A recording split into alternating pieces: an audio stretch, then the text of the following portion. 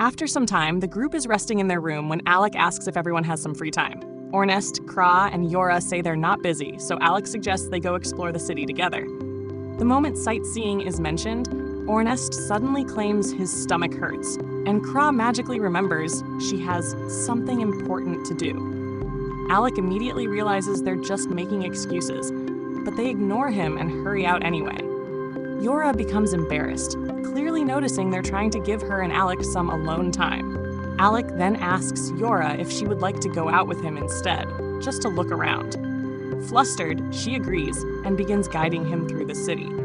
Their first stop is the Adventurers Street, filled with booths selling gear and odd items. Yora warns Alec not to fall for any scams, but then, ironically, she gets tricked by a vendor offering a miracle pill that supposedly increases strength for 10 days straight. She's about to buy it when Alec stops her and drags her away, reminding her to be careful.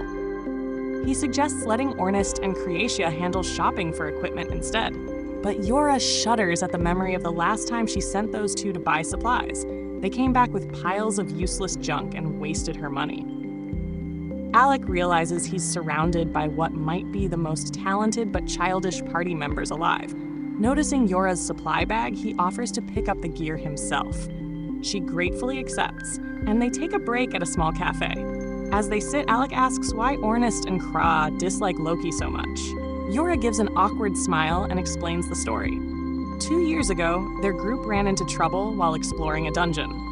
An A-rank party was struggling with a floor boss, so Lasting Period joined the fight.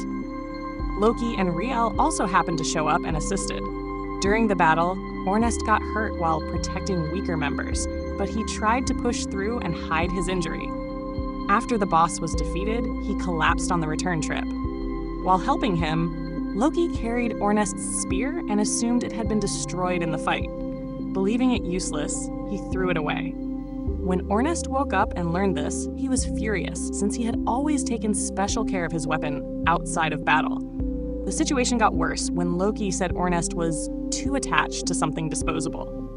Ever since then, the two have been on bad terms. Alec finally understands why Ornest resents Loki. He then asks about Kraa, and Yora simply says that Kraa just finds Loki annoying. They both laugh, amused by how childish their friends can be. After finishing their coffee, Alec and Yora head back out to browse more of the market. While looking through the stalls, Yora notices a rare elven bracelet said to enhance magical power. She clearly loves it, but the price is far beyond what she can afford. Alec steps in and offers to buy it for her. She's stunned that he'd spend so much on her, but he explains that as their leader, anything that makes her stronger benefits the entire group. Touched by his sincerity, Yora accepts the gift with a bright, grateful smile. They spend the rest of the day wandering the city, taking in the sights and attractions. As evening falls, they pause to watch a beautiful sunset. Yora asks Alec if he likes Fizzle City, and he replies that it's far livelier than the imperial capital, Galdana. Hearing the name of the city makes Yora's expression turn serious. She admits something that's been weighing on her.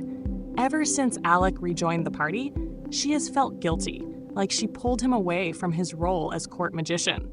She asks him directly if he actually wants to stay with them, or if he feels obligated. Alec tells her the truth. While he still has unresolved matters back in Galdana, his priorities changed. Now his goal is to help their party become the strongest in the world.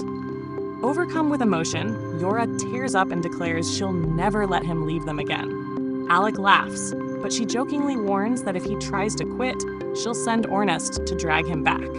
They both smile, and Yora feels relieved to finally hear what was in his heart. But then Alec turns serious and says he wants to hear her true feelings too. Yora instantly panics, thinking he's about to confess to her, but Alec clarifies. Ornest told him to open up more to the team, and that's why he shared his thoughts. Realizing she completely misunderstood, Yora turns bright red while Alec stands there confused about why she's flustered. The next morning, Alec is resting peacefully when Ornest rips his blankets off. Seeing a book beside Alec, he asks if Alec stayed up reading again. Alec admits he did. It's important to keep learning, but Ornest tells him he needs to sleep properly. Then he tosses Alec's clothes at him and tells him to get ready. Once dressed, the two head outside for their usual morning sword practice. Seeing them go all out so early, Yora sighs and wonders why they never take a break, but the boys ignore her. Alec explains he lost 4 years' worth of combat experience and needs to catch up. During the match, Ornest disarms him and nearly finishes the duel, but Alec counters. The clash breaks Alec's sword. Ornest admits that Alec's reflexes are unbelievably sharp despite his lack of battlefield time. Alec points out Ornest managed to keep up with every strike. They banter, and Ornest challenges him to use his artifact sword for a real match. Before they can do anything stupid, Yora steps in and stops them. Right then, Loki appears and starts teasing them for training so intensely. He offers some of his expert advice, but they all ignore him and walk away to focus on dungeon exploration. Loki calls after them, bragging that they should treat him better.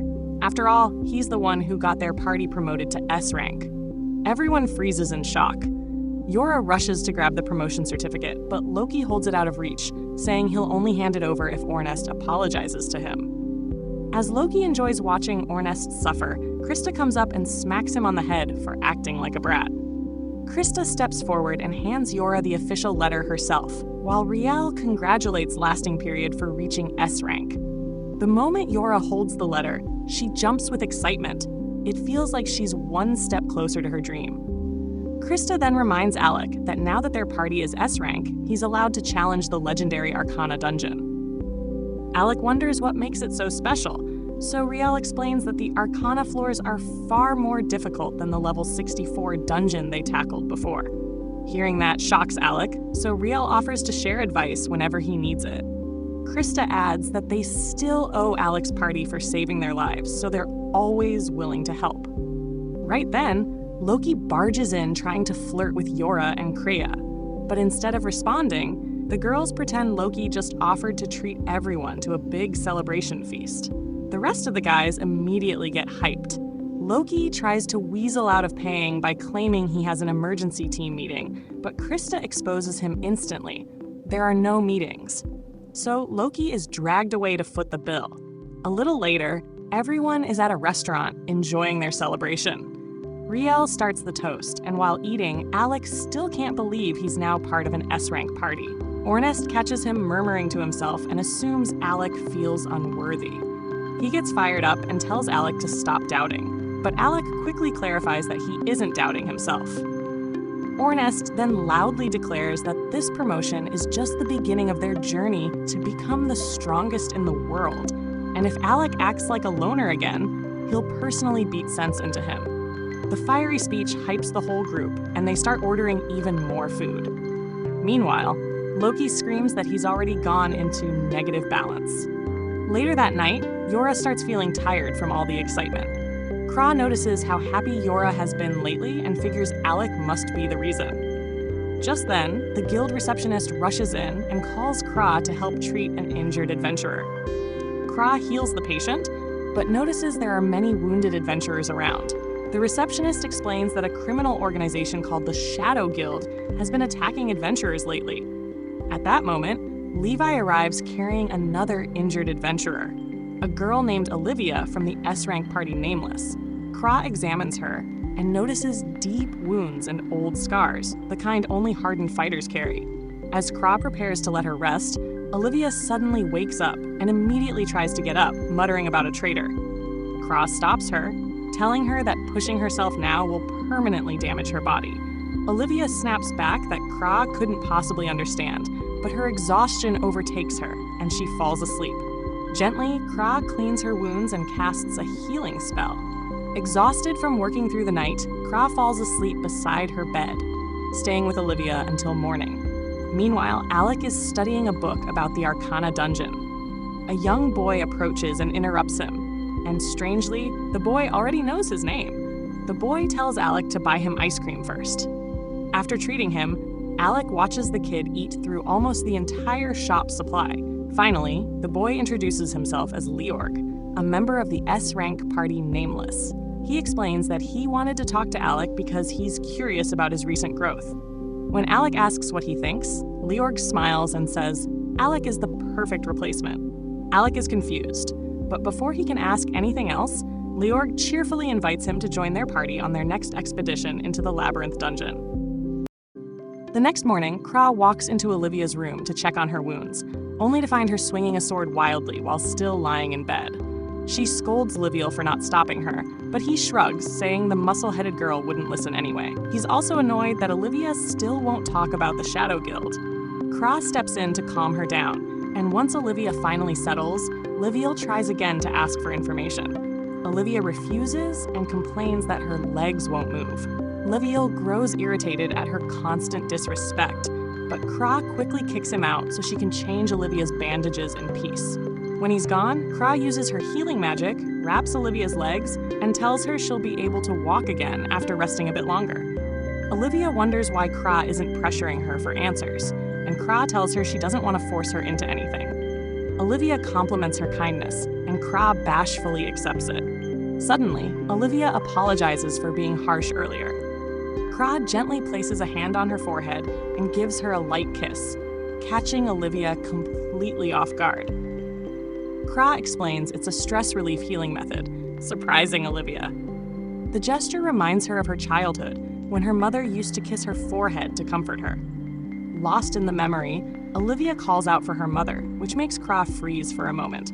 Olivia then says she's thirsty, so Kraa pours her some tea. Moments later, Olivia remembers she's hungry too, so Kraa heads out to get food. Meanwhile, Alec tells Yora and Ornest that Leorg wants to team up with them. Ornest immediately warns that Leorg's innocent appearance is deceiving. He's actually much older than he looks.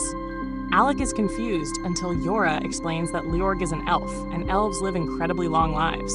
When Ornest asks about the labyrinth mission, Alec recalls Leorg's plan. His party was heading to the 72nd floor, the second to last level, so they could defeat the floor boss quickly and move on to the final level with Alec's help. As payment, Leorg even offered Alec's group the Dungeon Corps. According to Alec, Leorg said his own party was busy pursuing the Shadow Guild, which is why he needed assistance. He even gave Alec the 72nd floor core in advance before leaving. Ornest doesn't trust it. To him, a reward that generous sounds suspicious, like they're being lured into a trap. Yora defends Leorg's reputation, but Ornest decides they can confirm everything by asking Olivia, since she's a member of the party. Yora reminds him she's injured, but Ornest believes Kraa's healing would have fixed her by now. As they head toward the guild, Ornest wonders how an S-rank combatant like Olivia was ever hurt by the weak Shadow Guild. Suddenly, the receptionist, Misha, rushes out in a panic. When Yora asks what happened, she says something terrible happened to Kraa. Inside, they find Kraa barely standing, using the walls for support. She collapses into Alec's arms and explains she was drugged. Yora and Ornest run over, and Kraa assures them she'll be fine, but Olivia has escaped. Kraa believes she went into the labyrinth. Ornest doesn't care what happens to Olivia, which enrages Kraa. She reminds him that Olivia is still injured, and the Shadow Guild is inside the dungeon.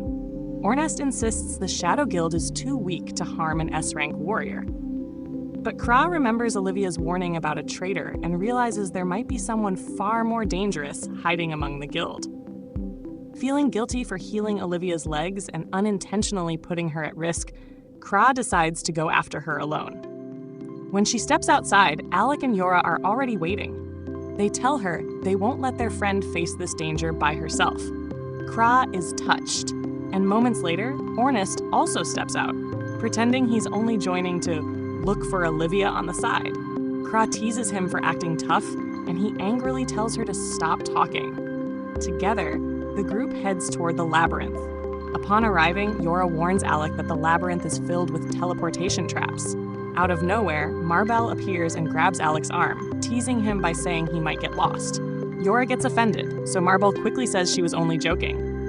Marbel explains that she also rushed to rescue Olivia after hearing she slipped out of the guild, but by the time she arrived, Olivia was already gone. She adds that Leorg personally invited her to join the expedition. That's when Ornest realizes she's basically replacing Olivia in the group. Marbel proudly confirms it, boasting that she's also an S-rank swordswoman. She immediately starts flirting with Alec again, prompting Yora to shove her away. Yora insists they don't need extra help. Their team already has great synergy. She also points out that Nameless is just a party of random adventurers thrown together, but Lasting Period isn't like that. Alec is confused, so Ornest explains, Nameless is a team in name only. Its members don't care about each other and only gather for dungeon runs, going their separate ways afterward. Marbell agrees, saying Olivia fits the cold and distant style of Nameless. But she also believes Olivia is actually kind deep down. She remembers a moment during training when she asked Olivia if she wanted to be friends, only for Olivia to say she only cared about exploring dungeons. Later, when Marbell suggested they team up for one, Olivia actually showed up the next day to explore it with her. The memory makes Alec and Yora feel sorry for Olivia. Marbell then tries again to join their group, but Yora still refuses. She tells Marbell to go inform the guildmaster that they're entering the labyrinth. Marbell finally agrees, but before leaving, she warns them that Olivia is in serious pain right now and begs them to help her. She rushes out of the dungeon. Before they go inside, Ornest hands Alec a secret weapon, warning him not to break it. Once they enter, Pragera starts preparing a teleportation circle, and Ornest gets impatient. Yora tells him to let her finish. The circle will let them teleport back to the entrance if they get lost. Ornest suddenly starts teasing Kraa, reminding her how she was crying earlier at the guild. Furious, she kicks him in the face, sending him flying several meters. When he lands, he triggers a teleportation trap. Alec lunges to grab him, but accidentally steps on another trap, causing both of them to get warped to another floor. Alec opens his eyes and finds himself surrounded by monsters. He quickly uses Thunderbolt magic to take them down, but more monsters keep appearing. Suddenly, Kraa arrives, slicing one down. She explains that the secret weapon, the Mobius ring, is what's keeping them together. Alec looks at the ring, and Kraa tells him it restricts how far its wearers can be separated. Alec feels relieved they won't get split up, but he worries about Yora. Kraa teases him, asking if he likes exploring dungeons with Yora that much. Alec flusters, so she stops joking and says Yora will be fine. Ornest is with her. As they venture deeper, Kraa complains that Alec teleported them straight into the worst-smelling area of the whole labyrinth. They soon encounter another wave of monsters, and Kraa helps him clear them out. Alec praises her swordsmanship, even though she's an archer. She says she's just trying to avoid giving Ornest any reason to call her a burden. After they finish, they continue onward. Kraa compliments Alec's combat skills, but notes that he's way better when using support magic. Alec laughs, realizing his secret is obvious. Kraa says he'll never be able to hide his magic unless he reaches Yora's level. But Alec admits he doubts he could ever match her. Suddenly, Alec stops. Kraa turns back, confused, until she sees him staring at a bloody bandage on the ground. Alec realizes they're close. Olivia must be nearby. Meanwhile, Yora and Ornest are sprinting through the dungeon, with a massive horde of monsters chasing them. Yora shouts at Ornest, asking why he thought it was smart to open some random door. Ornest casually replies that he likes surprises. To turn the situation around, Yora creates a huge platform of earth that lifts them above the monsters. Using the elevation to his advantage, Ornest charges straight toward the biggest monster in the group. Yora notices he's burning through his stamina too quickly, so she casts a support spell to boost his endurance. Strengthened, Ornest slices through the enemy army and decapitates their leader. With the boss dead, the remaining monsters panic and scatter. Yora cheers for Ornest's amazing performance, but he brushes it off and tells her she should save that praise for Alec instead. Ornest believes Alec needs encouragement to build confidence, though Marbell might already be doing that for him. As they continue searching, they stumble upon a massive creature that has been cut cleanly in a single blow. Yora realizes it's the floor boss and wonders who defeated it so effortlessly. Ornest grins, convinced this is the handiwork of the legendary blade master, Milia. Elsewhere in the dungeon, Gloria, an officer of the Shadow Guild, compliments Milia on his strength, but he believes Milia defeating Olivia was an even greater achievement than slaying a floor boss. Milia explains that because he knows Olivia so well, predicting her movements was easy. Gloria understands why Olivia was shocked to see him, but questions why Milia would betray someone he was close to. Milia simply says he has his own reasons. His goals align with the Shadow Guild's leadership, but he has a personal desire too. He admits he's grown bored of being overwhelmingly powerful, so he joined the guild hoping for challenges that would make him even stronger. Gloria thinks Milia is obsessed with power but doesn't push the issue. Suddenly, one of their subordinates reports that another party has entered the dungeon. Milia wonders if they're members of Nameless, but the subordinate isn't sure. Hoping the person he's searching for is among them, Milia prepares to move. Gloria, intrigued by the mysterious individual Milia is after, orders the subordinates to wipe out the intruders immediately. Excited, the man swallows a strange pill and rushes ahead. Back in another part of the labyrinth, Kraa and Alec finally find Olivia sitting alone. She's startled to see them and begs Kraa to heal her again. This time, Kraa refuses, knowing Olivia will just run off the moment she can walk. Olivia then turns to Alec, but he tells her he can't use healing magic and explains that Kraa is only trying to protect her. However, Olivia insists she doesn't want Kraa to get hurt because of her actions. She stands up to leave and apologizes for drugging Kraa earlier, saying she's unable to repay her kindness. Hearing this, Kraa mutters, "All swordsmen are the same," and tells Alec to stop Olivia. She refuses to let Olivia leave again without explaining why she keeps returning to the labyrinth. Olivia finally admits she's here to settle a personal grudge, one that has nothing to do with the Shadow Guild. Alec reminds her that Marbell is also worried about her, but Olivia remains unmoved. She reveals that she is searching for her master, the one who murdered her mother. Alec and Kraa freeze in shock as Olivia steps onto a teleportation circle and warns them not to interfere. Kraa panics and lunges after her, Alec following right behind. The teleport activates, pulling all three of them into a new floor swarming with enormous beasts. That wraps up episode 7. Make sure to subscribe so you don't miss the next part, and tap on the next video to continue the story.